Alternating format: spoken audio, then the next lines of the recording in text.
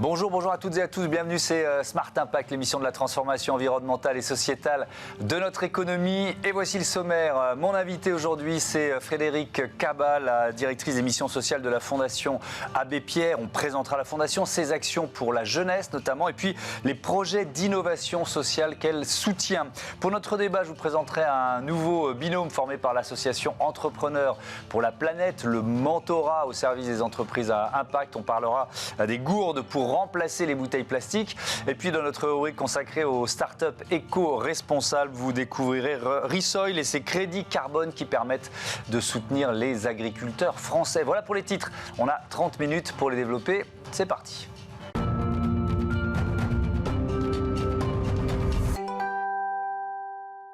Bonjour Frédérique Kaba, bienvenue. Bonjour. Vous êtes donc la directrice des missions sociales de la Fondation Abbé Pierre, fondation qui a été créée en 1987 pour lutter contre le mal logement. 35 ans plus tard, est-ce que la situation s'est aggravée ou améliorée? On en est où? Alors objectivement, depuis l'appel de l'Abbé Pierre en 1954, la situation s'est nettement améliorée. Les situations de mal logement, d'habitat indigne étaient extrêmement fréquentes et extrêmement puissantes pour les plus pauvres. Depuis 35 ans, ce que nous voyons, c'est une dégradation du socle de solidarité nationale. En fait, des effets de ce qui est organisé par l'État et les collectivités territoriales pour le filet de sécurité, pour protéger les plus précaires et les plus pauvres. Et la crise sanitaire a été très puissante de ce point de vue-là. Elle nous a montré à quel point il y avait des situations de risque de basculement d'une certaine partie de la population française. Et ça veut dire que, peut-être pas vous, mais collectivement, on a pris conscience qu'il y avait des gens qui étaient un peu à la lisière, quoi. C'est-à-dire qui n'étaient pas mal logés, mais qui n'en étaient pas loin, qui étaient en précarité, difficulté à payer les loyers, etc., etc. C'est tout ça qu'on a vu émerger? Tout à fait. Alors, il y a deux effets. Il y a l'invisibilité du mal logement. Ouais. L'habitat indigne en est une. C'est-à-dire, on vit dans une maison qui est un taudis. On est pauvre très souvent. Parfois, on travaille. Et on vit dans des conditions qui sont inadaptées. Parfois, sans salle de bain, avec des risques électriques très forts, avec de l'humidité. Et puis, il y a ceux qui sont visibles, les personnes sans domicile. 330 000 actuellement. Une augmentation de plus de 100% en l'espace de 15 ans, ce qui est un chiffre important. Et puis, 4,3 millions de personnes très mal logées.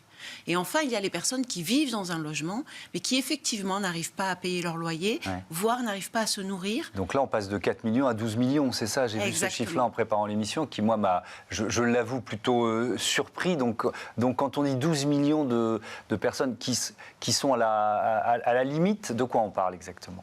Eh bien, on parle de personnes qui n'arrivent pas à payer la note énergétique et qui sont en précarité énergétique parce qu'ils ont froid, parce qu'ils ont trop chaud, du fait de la qualité de leur logement, mais aussi du fait qu'ils n'arrivent pas à payer leur fluide. Et puis, on parle aussi de ceux qui sont en suroccupation, qui sont hébergés chez la famille, chez un tiers, et donc qui suroccupent un logement. Et enfin, on parle de ceux qui n'arrivent plus à payer leur loyer. Parce qu'aujourd'hui, le loyer peut représenter jusqu'à 40 à 50% des ressources du ménage.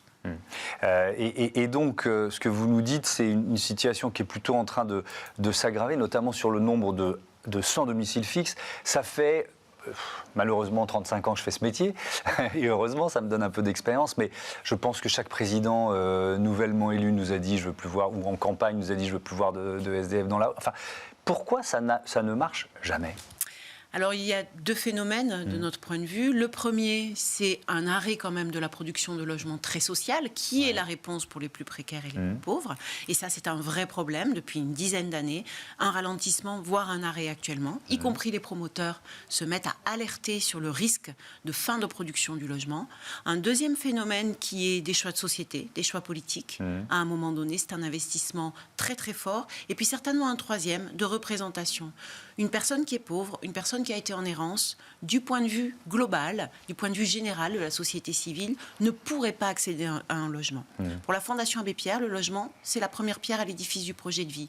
Si on n'a pas de logement, on ne peut pas se construire, on ne peut pas être en sécurité et on ne peut pas se projeter. Oui, et vous parlez de logement très social. On connaît le logement social. C'est quoi le logement très social? Le logement très social, c'est un logement qui laisse un reste pour vivre aux plus précaires, confortable, qui leur permet de vivre au quotidien, d'acheter leur alimentation, de payer leur fluide. Alors en ce moment, c'est très compliqué parce qu'il y a des hausses assez importantes sur... Donc payer leur fluide, on est d'accord, c'est l'énergie. Électricité, énergie, gaz, eau.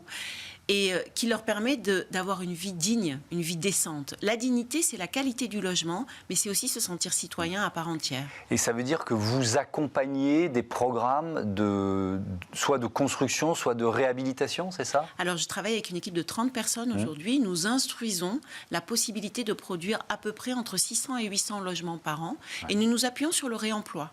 C'est-à-dire que nous utilisons soit des logements dégradés, soit des bâtiments qui n'étaient pas destinés au logement que nous réhabilitons, alors souvent parfois dans des petites communes, parfois dans des grandes communes, et nous produisons un logement qui permet un loyer très bas et à ceux qui sont les plus précaires de pouvoir habiter dans des conditions dignes, dans du beau et aussi dans des logements qui ne sont pas énergivores et qui leur permet d'avoir une note d'énergie qui soit la plus faible possible. Oui, alors effectivement, ça c'est un élément important. Vous nous l'avez dit, la lutte contre la précarité énergétique, mais aussi la rénovation de logements. C'est vrai qu'il y a beaucoup d'enjeux autour du diagnostic de performance énergétique. Oui. Est-ce que... Alors, il y a deux façons de lire cette réforme. Dire, c'est super, il y a des immeubles insalubres qui vont disparaître du marché, qui vont être rénovés. Puis il y a une autre lecture qui consiste à dire, il y a des propriétaires qui ne vont pas le faire. Parce qu'ils vont se dire ça coûte trop cher et donc des logements qui vont sortir du marché de la location. Comment vous réagissez face à ça? Alors c'est extrêmement compliqué aujourd'hui de ne pas envisager la question de la lutte contre le mal logement et de la rénovation thermique en dehors de l'accompagnement de la société. Ça s'accompagne. On ne peut pas juste dire on va traiter le bâti. Ouais. En fait, c'est une nouvelle manière de vivre, c'est une nouvelle manière de regarder son logement, c'est une nouvelle manière de partager aussi. Et la question de l'écologie est appuyée sur des fondamentaux aussi humains et sociaux. C'est-à-dire que ça implique une relation particulière, ça implique un engagement particulier à faire de ce bien commun un bien qui ne soit pas énergivore et qui ne pèse pas pour les générations futures. Ouais. Mais est-ce que vous sentez déjà poindre ce risque de voir je repose un peu la même question, mais de voir des appartements sortir du marché? Oui, bien sûr, nous le voyons. Nous le voyons parce qu'effectivement, la politique publique est extrêmement axée sur la question du bâti, et c'est une bonne chose.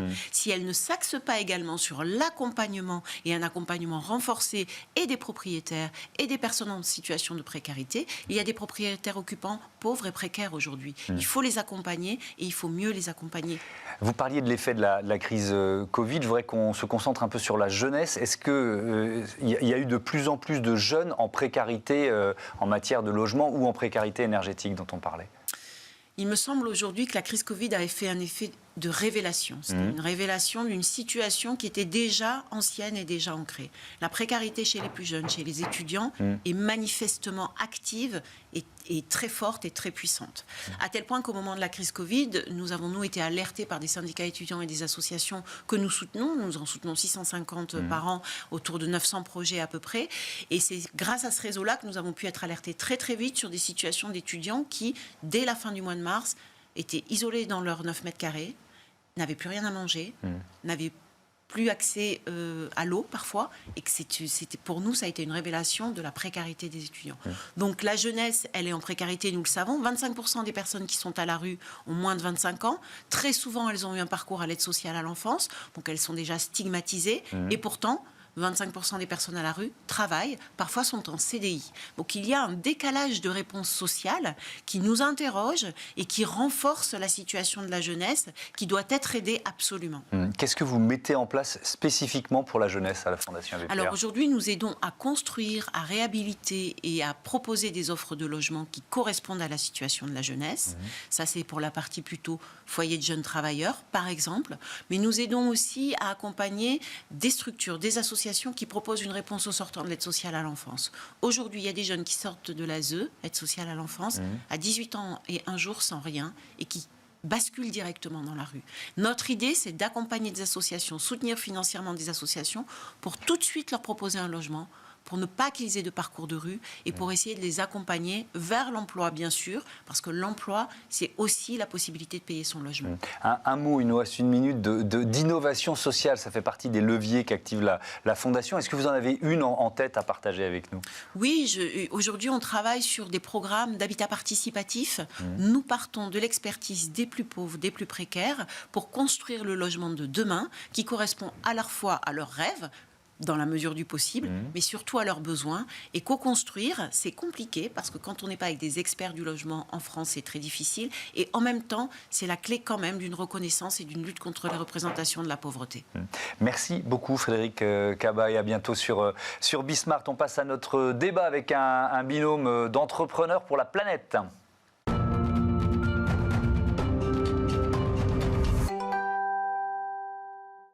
Entrepreneurs pour la planète, c'est une association d'entrepreneurs qui œuvre pour la transition environnementale des hommes, des femmes, des dirigeants expérimentés qui accompagnent des porteurs de projets à impact dans une logique de mentorat. Vous le savez, on reçoit ici dans cette émission un binôme quasiment tous les mois et je vous présente mes invités. Alexandre Solakoulou, bonjour. Bonjour. Vous êtes le fondateur d'Oali et puis avec nous en duplex, Jocelyn Denis, le président de Digitaléo. Bonjour et bienvenue à vous aussi. Allez, un peu de présentation pour démarrer, c'est quoi Oali ?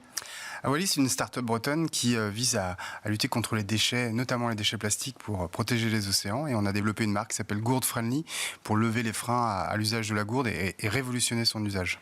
Avec c'est quoi ? C'est une plateforme ? C'est une sorte de carte des endroits où on peut recharger ses gourdes ? Il y a ça aussi parmi les services ? Oui, c'est exactement. Alors, ça se matérialise par une plateforme d'information autour de l'usage de la gourde. Tous les points, on peut remplir sa gourde.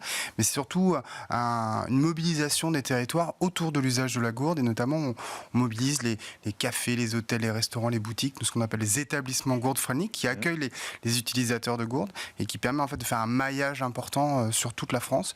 Et puis on amène un peu d'informations aussi pour lever les freins à l'usage de la gourde, notamment la qualité de l'eau en fonction de l'endroit où on se trouve. Ouais. Jocelyn Denis, vous allez nous parler évidemment de votre rôle de mentor, mais d'abord un mot de vos expériences d'entrepreneur. C'est quoi Digitaléo ? Alors Digitaléo, c'est une plateforme SaaS que j'ai créée il y a 19 ans et qui permet à tous les réseaux de distribution d'organiser leur communication locale et digitale, donc dans toute la France et aussi en Europe. Et j'ai aussi créé un incubateur digital qui s'appelle La Fabrique il y a 10 ans maintenant. Et qui est basé à Rennes. C'est un binôme breton dont on parle là, c'est ça ?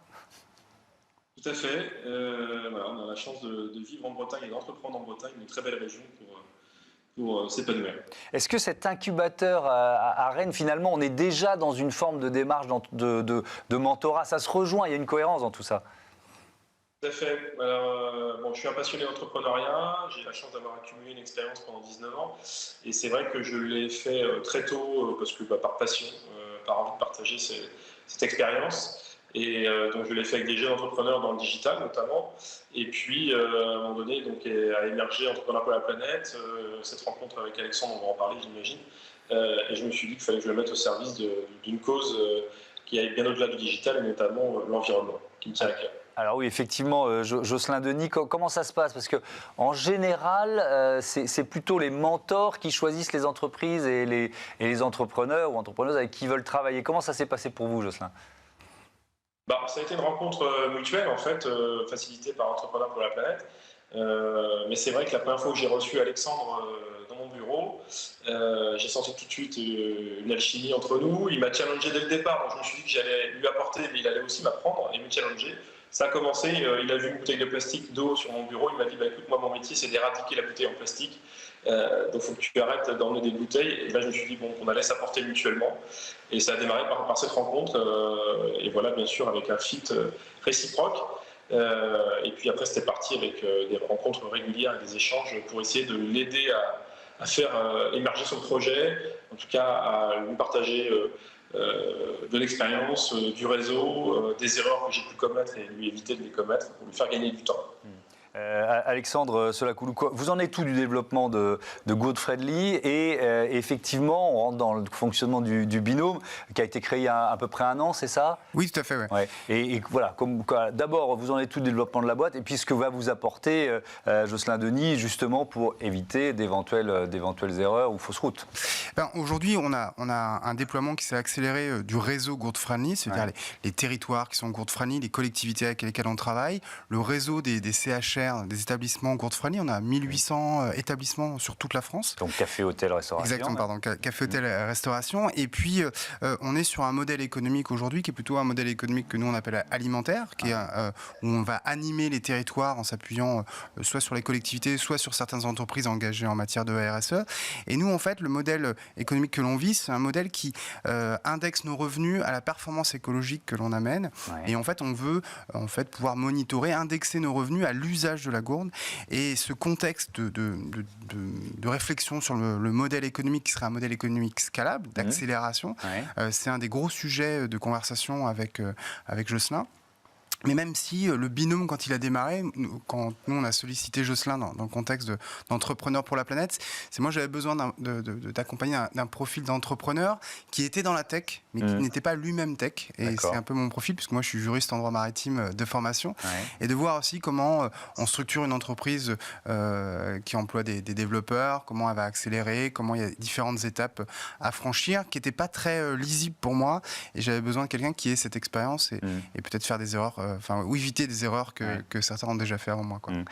Juste pour bien comprendre le modèle économique vers lequel vous voulez aller, par exemple, je sais pas, je veux boire une bière ou un soda dans un café, qu'est-ce que je fais avec ma gourde? Alors c'est exactement ce sur quoi on est en train de travailler, et Rennes va nous servir le laboratoire avec un certain nombre de partenaires, d'ailleurs que Jocelyn nous a présenté. Les partenaires sont des patrons de bar.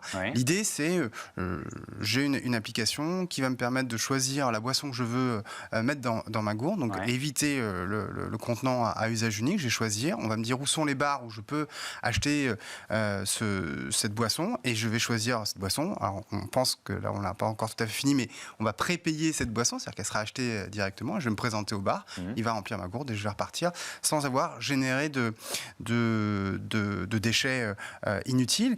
Et en fait pour les établissements, c'est aussi le moyen d'avoir accès à un nouveau marché, qui est ce marché de la consommation de boissons, qui aujourd'hui est plutôt occupé par les supérettes de quartier, d'amener aussi de la création de valeur écologique et de la création de valeur économique pour nos partenaires.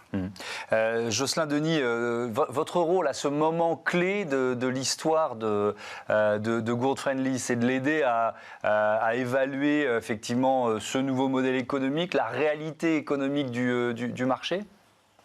Oui, clairement, moi j'ai une intuition, c'est que pour avoir un maximum d'impact positif au niveau écologique, il faut que l'entreprise trouve son modèle économique et un modèle économique qui puisse grandir fortement. Et donc c'est là où j'accompagne, où je challenge aussi Alexandre, mais je l'aide à avoir des réflexions sur ce sujet-là, à aller se confronter à la réalité du marché, notamment des bars et des débits de boissons en Bretagne pour commencer. Pour justement, s'il apporte une vraie valeur ajoutée à ces bars, qui puissent derrière les faire performer et donc faire grandir son entreprise. Moi, je pense que c'est la clé pour arriver à avoir une entreprise qui prend un maximum d'ampleur et de l'impact. Ça sera la conséquence. Donc voilà, c'est mon expérience que j'apporte là-dessus pour l'aider à ne pas rentrer dans un modèle qui serait dépendant de la commande publique ou de subventions ou autre, et d'avoir un modèle qui soit vraiment économiquement viable pour avoir un maximum d'impact ensuite et prendre une ampleur nationale, voire plus ensuite. Oui, Jocelyn Denis, quand on est dans cette phase, on se pose toujours la question d'une levée de fonds. Est-ce que vous, dans votre expérience professionnelle, vous en avez fait beaucoup et quelle est l'erreur à ne pas commettre quand on décide de faire une levée de fonds? Alors, il faut faire une levée de fonds que si on en a réellement besoin. Et je pense que la première... Moi, j'ai fait 11 ans sans levée de fonds, ce qui est assez rare dans le métier de l'édition de logiciels. Mais ça m'a permis d'asseoir un modèle économique très solide et très robuste. Et de le faire qu'ensuite, une fois que l'entreprise était bien mature et que j'étais prêt à gérer des actionnaires plus exigeants avec des fonds d'investissement. Donc, il ne faut pas le faire trop tôt non plus. Je pense qu'il faut le faire au moment où on a justement bien trouvé son modèle économique. Surtout dans le contexte actuel où c'est plus difficile de trouver des financements. Donc il faut se concentrer sur les clients, les partenaires, faire des tests, faire pivoter éventuellement sa société quand c'est nécessaire pour trouver son marché. Et une fois qu'on a trouvé son marché et qu'on sent que là il y a quelque chose qui prend, et c'est le cas aujourd'hui de Gourd Friendly qui commence à accélérer au niveau national, là ça peut valoir le coup d'aller voir des investisseurs pour prendre le marché en premier, mais ne pas y aller trop vite, parce que sinon on se retrouve finalement passer son temps à faire la course au levée de fonds au détriment de s'occuper des clients et des partenaires. Alexandre Solakoulou, ça fait partie de votre feuille de route en quelque sorte, ça ? Effectivement, surtout dans une logique d'accélération, surtout dans une logique où ce qu'on amène et le marché, tout ça devient un peu évident. Donc il va falloir qu'il y ait une logique de vitesse. Et derrière vitesse, souvent, il y a la question de l'argent et de la trésorerie. Bien sûr. Et c'est vrai qu'avec Jocelyn, c'est plutôt de nous mettre dans la bonne situation, dans les bonnes conditions de cette levée de fonds. Là, on est en train de franchir des étapes que moi, je n'avais pas sur ma feuille de route et que Jocelyn a amené et qui me permettent, moi, d'être plus solide, notamment dans la discussion avec les investisseurs potentiels et futurs. Ouais.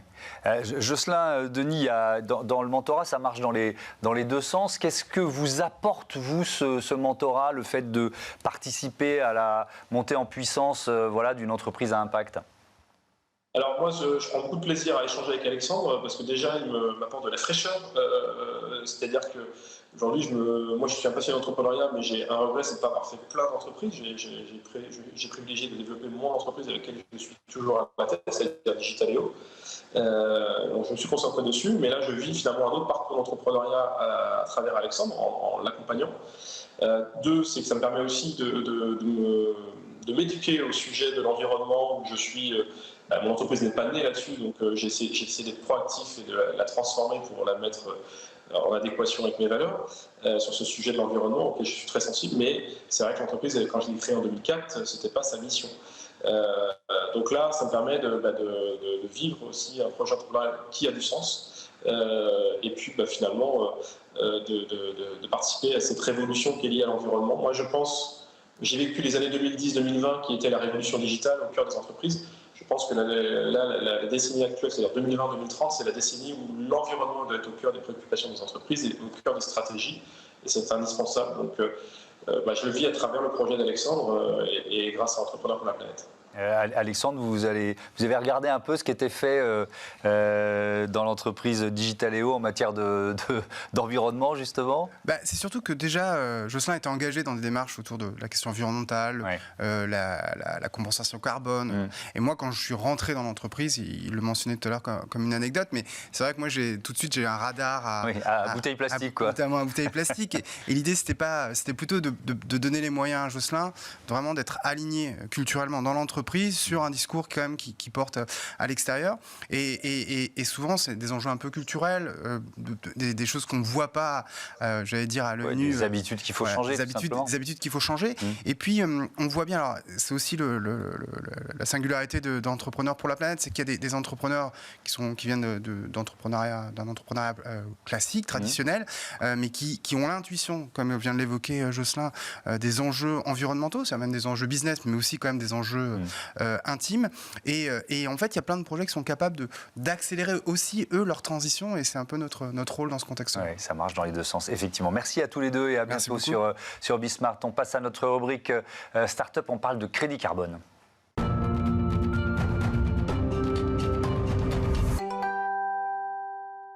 Smart Ideas est la bonne idée du jour. Elle est signée Grégoire Alston. Bonjour, bienvenue. Bonjour Thomas. Vous êtes le cofondateur de Resoil, créé en août 2022 avec Luc Bailly et Johan Vrin. Quelle idée, c'était quoi votre point de départ ? Nous, chez Resoil, en fait, on a une mission, c'est de favoriser la transition vers une agriculture qui soit durable pour la planète, mais également viable économiquement pour les agriculteurs et comprise par tous. J'entends par là reconnecter l'agriculture et la société, reconnecter l'agriculture et le monde de l'entreprise. Donc concrètement, on s'adresse d'un côté aux agriculteurs, à qui on permet de réaliser leur transition écologique, leur transition agricole sur l'exploitation, via un accompagnement humain, agronomique et financier. Et on les connecte de l'autre côté avec les entreprises qui financent cette transition pour concrétiser leur stratégie climat. Et ce financement, il se fait via l'achat de crédits carbone qui sont certifiés par le label Bas Carbone, qui est le label créé par le ministère de la Transition écologique et qui est poussé par l'ADEME, pour justement rémunérer l'agriculteur pour chaque tonne de CO2 séquestrée dans ses sols ou non émise dans l'atmosphère. Est-ce que c'est une nouveauté ? C'est-à-dire est-ce qu'on a intégré finalement l'agriculture française à ce dispositif de crédit carbone ? Et si oui, depuis combien de temps ? Ouais, alors le label Bas Carbone, il s'adresse à plusieurs secteurs d'activité. Et pour l'agriculture et spécifiquement les grandes cultures, donc c'est tout ce qui est céréales, oléagineux, protéagineux, qui est le secteur et les agriculteurs auxquels on s'adresse, la méthode, elle a été développée en 2021. donc notamment par l'INRAE, par différents experts, pour justement mesurer à chaque fois l'impact carbone de mise en place de pratiques agricoles dites régénératrices sur une exploitation. Ouais. Comment ça marche, tout simplement? On a déjà ici fait pas mal de pédagogie sur les crédits carbone, mais je pense que dans le cas spécifique, vous parlez d'ailleurs de contribution carbone, comment ça marche? En fait, j'insiste sur un point, c'est qu'on n'est pas justement un intermédiaire ou une marketplace de crédit carbone, on est un développeur de projets agricoles. Donc qu'est-ce que ça veut dire? Ça veut dire qu'on a intégré la compétence agronomique. Donc très concrètement, on accompagne l'agriculteur de bout en bout, on le démarche pour lui expliquer, l'informer sur l'impact carbone de ses pratiques et de son exploitation. On lui propose un diagnostic carbone qui lui permet de comprendre comment tout ça fonctionne et on lui suggère, on lui pousse des leviers agronomiques qui permettent de réduire cette empreinte carbone. Et ensuite, pendant le projet, qui dure 5 ans, un projet de transition pour un agriculteur, on l'accompagne et on le conseille pour l'aider à mettre en place ces pratiques et s'assurer qu'elles soient bien mises en place. Et c'est ensuite vérifié par un audit. Si on imagine qu'une transition environnementale, on va dire, une transition bio, d'une exploitation, ça coûte 100, vous pouvez en financer combien? Alors, j'imagine que ça dépend de la taille des exploitations, mais bon. Grosso modo, on estime que, en fonction de l'exploitation, le coût pour un agriculteur de la transition, c'est à peu près 50 € par hectare. D'accord. Nous, en fait, on arrive à en financer 100%, ou quasiment 100%, grâce justement à cette compétence agronomique, parce qu'on pousse des leviers tout au long des 5 années. C'est-à-dire qu'on fait un diagnostic au début, mais ensuite, quand l'agriculteur prend confiance et se rend compte que ce qu'on a mis en place sur l'exploitation est bénéfique pour ses terres, il est à l'écoute pour mettre en place toujours plus de leviers et avoir toujours plus d'impact. Ce qui fait qu'on génère plus de crédit carbone, et donc on le rémunère mieux. Et on le rémunère également mieux, j'insiste là-dessus, parce qu'on est l'unique intermédiaire entre lui, l'agriculteur, et l'entreprise. Ce qui fait qu'il n'y a pas d'autres intermédiaires à rémunérer dans la chaîne de valeur pour l'accompagner ou pour vendre les crédits. Donc on maximise l'investissement climat de l'entreprise et la rémunération de l'agriculteur. Et justement, alors les entreprises qui achètent ces crédits carbone, c'est plutôt des entreprises de l'industrie agroalimentaire qui sont en prise directe avec ces exploitants? Alors on a 2 offres. Une première pour les entreprises agroalimentaires. Et dans ce cas-là, nous, notre idée, c'est de réduire leur empreinte carbone en nous adressant à leurs fournisseurs agricoles. Donc on remonte à leurs fournisseurs agricoles et on opère cette transition directement sur leur ferme. Il faut savoir que dans le secteur agroalimentaire, l'amont agricole, c'est 70 à 80% de l'empreinte carbone d'une entreprise agroalimentaire. Et la deuxième offre, elle s'adresse à toutes les entreprises qui ont déjà une stratégie de réduction de leurs propres émissions et on leur propose une contribution carbone locale, juste à côté de chez elles, à hauteur de leurs émissions résiduelles, en accompagnant leurs agriculteurs voisins à côté de leur lieu de travail. Et on ne résume pas ça à une transaction financière, c'est-à-dire qu'on met du sens à cette action climatique en proposant aux collaborateurs de venir visiter les fermes, en proposant des ateliers de sensibilisation autour des enjeux agriculture et climat, pour que justement il y ait un appel à l'action qui soit également compris par les collaborateurs. Vous en êtes où de votre développement? Je crois qu'il y a une première levée de fonds en amorçage qui est en cours, c'est ça? On est en train de finaliser une première levée de fonds parce qu'en fait on est victime de notre succès côté agriculteur. On reçoit énormément d'appels entrants d'agriculteurs qui veulent travailler avec nous en ayant vu ce qu'on a fait pour leurs voisins. Donc on est en train de finaliser également le recrutement d'ingénieurs agricoles et d'ingénieurs agronomes pour pouvoir en accompagner toujours plus. Aujourd'hui, on accompagne des agriculteurs sur 12 000 hectares, c'est à peu près la taille de Paris. Et pour le climat, c'est 110 000 tonnes de CO2 équivalent en moins. Donc c'est à peu près l'empreinte carbone annuelle de 11 000 Français. Et notre objectif à 18-24 mois, c'est d'accompagner des agriculteurs sur 200 000 hectares et d'avoir un impact pour le climat d'1 million de tonnes de CO2 qui seront évitées ou séquestrées sur 5 ans. Merci beaucoup Grégoire Alson et bon vent à Rissoil. Voilà, c'est la fin de ce numéro de Smart Impact. Merci à toutes et à tous de votre fidélité. Je vous dis à demain sur la chaîne des Audacieux. Salut.